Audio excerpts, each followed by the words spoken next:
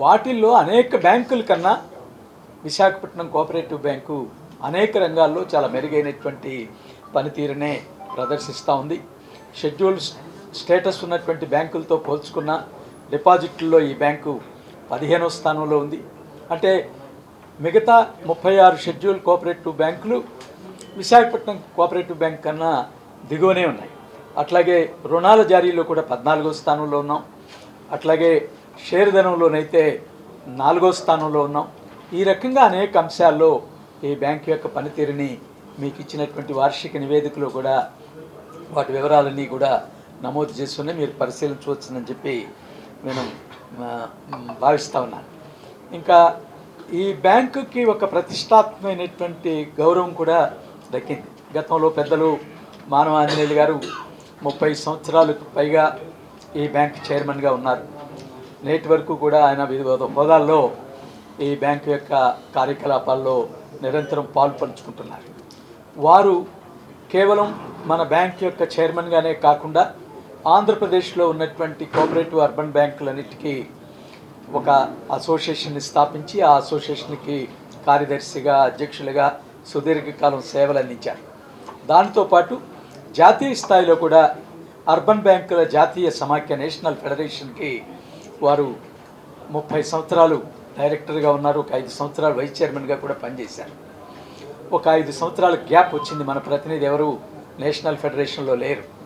ఈ ఏడాది ఫిబ్రవరిలో ఢిల్లీలో జరిగినటువంటి జాతీయ సమాఖ్య ఎన్నికల్లో మన బ్యాంక్ చైర్మన్గా ఉన్నటువంటి నన్ను డైరెక్టర్గా ఈసారి అక్కడ ఉన్నటువంటి ప్రతినిధులు అత్యధిక సంఖ్యాకులు ఓటు వేసి గెలిపించడం అనేటువంటి జరిగింది. ఆ రకంగా విశాఖపట్నం కోఆపరేటివ్ బ్యాంక్ యొక్క గౌరవం ఇవాళ దేశంలో కూడా ఒక ప్రముఖమైనటువంటి సంస్థల్లో ఒకటిగా సహకార సంస్థల్లో పనిచేయటమే కాకుండా ఈ సంస్థకి కొన్ని గౌరవప్రదమైనటువంటి స్థానాలు ఉన్నాయి.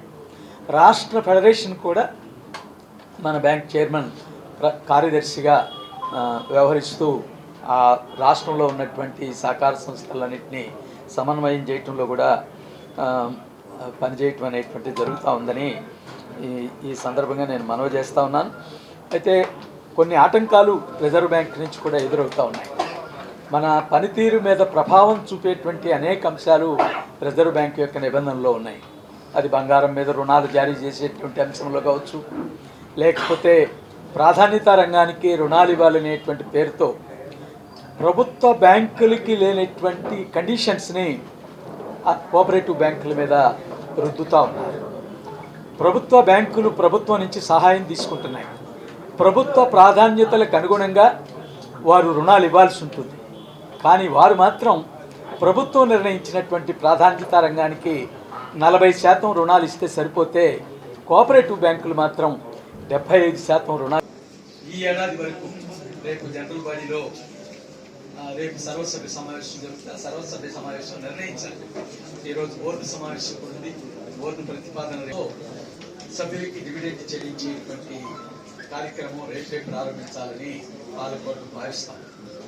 ఆ రకంగా గత 41 సంవత్సరాలుగా సభ్యులకి నిరంతరంగా డివిడెంట్ చెల్లించడం, సంక్షేమ పథకాలను అమలు చేయటం, ఒక సామాజిక దృష్టితో ఈ సంస్థ నిర్వహించేటువంటి కార్యకలాపాలని ఈ సంస్థ నిర్వహిస్తూ ఉందని ఈ సందర్భంగా మీ ద్వారా ఈ సంస్థని మరింత అభివృద్ధి పదంలో నడిపించడానికి ప్రజల యొక్క చేయూతని అందించాలని ప్రజలందరికీ అతి గొప్ప విషయం కాదన్నా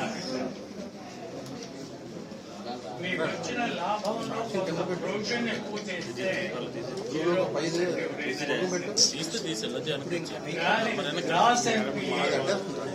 3% లోపే ఉన్నాయి. అది సాధించడం చాలా కష్టం. 3% లోపు కనుక సాధిస్తే గ్రాస్ ఎన్పిఏ, నెట్ ఎన్పిఏ మిగతాది మనకున్నటువంటి రిజర్వ్స్ నుంచి ప్రొవిజన్ చేస్తే 0 వచ్చింది. అందువల్ల కొన్ని బ్యాంకులు, చాలా బ్యాంకులు మన రాష్ట్రంలో కూడా 0 ఎన్పిఏ వచ్చేటటువంటి ఉన్నాయి. రెండవది, ఈ బ్యాంకు పెద్ద బ్యాంక్ అయ్యే పొంది ఈ దేశంలో పెద్ద బ్యాంకు సారస్వత్ కోఆపరేటివ్ బ్యాంక్ బాంబేలో రెండవ అతిపెద్ద బ్యాంకు పూణేలో ఉన్నటువంటి కాస్మోస్ కోఆపరేటివ్ బ్యాంక్. ఈ రెండు బ్యాంకులతోటి మాకున్న సంబంధాల్లో సంప్రదించాం. ఏమయ్యా మీరు ఎందుకని మనం డెమోక్రటిక్ కంట్రోల్ అంటున్నాం, మీ జనరల్ బాడీకి ఎంతమంది వస్తారు, మనం జనరల్ బాడీ యొక్క అభిప్రాయం ప్రకారం నడుచుకోవాలి. పాలక వర్గాలు మీరు ఏమిటి పద్ధతి అంటే ఒకే ఒకసారి జనరల్ బాడీ దాంట్లో ఎవరు అటెండ్ అయితే వాళ్ళు సాధారణ సభ్యులు, వాళ్ళకి ఎందుకంటే లక్షల్లో సభ్యత్వం దాదాపు 1200 నుంచి 2000 లోపే వాళ్ళు అటెండ్ అవుతున్నారు. దీన్ని డెమోక్రసీ అని ఎట్లా అంటారంటే చెప్పారు, ఇక్కడంటే చట్టంలో అది ఉంది, అది చేస్తున్నామని.